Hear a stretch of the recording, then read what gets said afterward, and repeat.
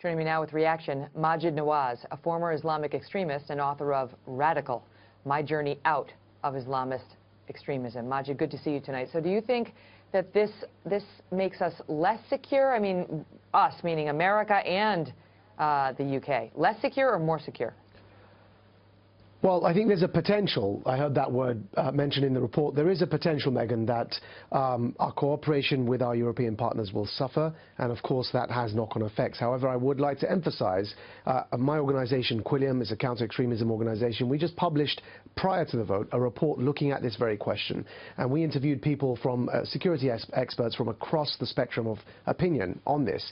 What we found is actually primarily our counter-terrorism efforts in the United Kingdom rely on three issues. The first is what's known as the Five Eyes countries for cooperation. That's Australia, New Zealand, Canada, the United States and the United Kingdom, those English language speaking countries. That's where the bulk of our intelligence sharing comes from. The second aspect is the bilateral cooperation with France because of the Dover-Calais relationship at the border that is necessary.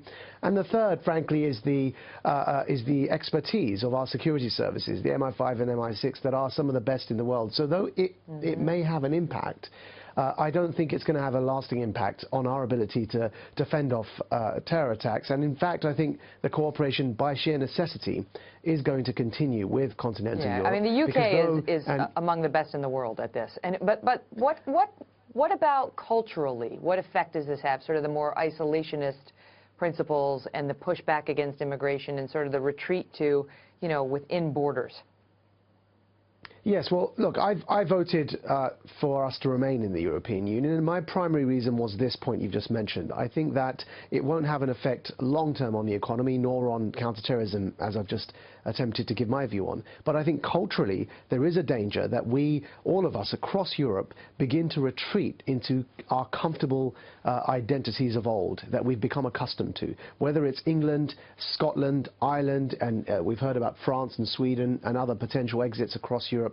The danger there, of course, is that it has not only a knock-on effect on the United Kingdom, with now Nicola Sturgeon, the head of the Scottish Nationalist Party that has a majority in Scotland, declaring they will now call for a new referendum for Scotland to break away from the UK to rejoin the EU. Now, we've also had Sinn Féin in Northern Ireland saying that they'll call for a referendum to unite the Republic of Ireland and break away from the UK to join the EU. And the worry here I have is that when we begin to retreat into these comfortable old nationalist identities, the far right gains from that, the far left will gain reciprocally from that as well, and of course those who peddle the exclusivist Muslim identity, and you mentioned ISIS, but not just ISIS, generally Islamist extremists across the board, they will also gain from that as we all begin identifying primarily whether by religion or race, and that can't be good for Europe and nor for the unity of the West against some existential threats that we face in these current times. It's such an interesting experiment, if you will, and the world is about to find out how it's going to work out. Maajid, great to see you. Thank you, sir. Thank you. A pleasure.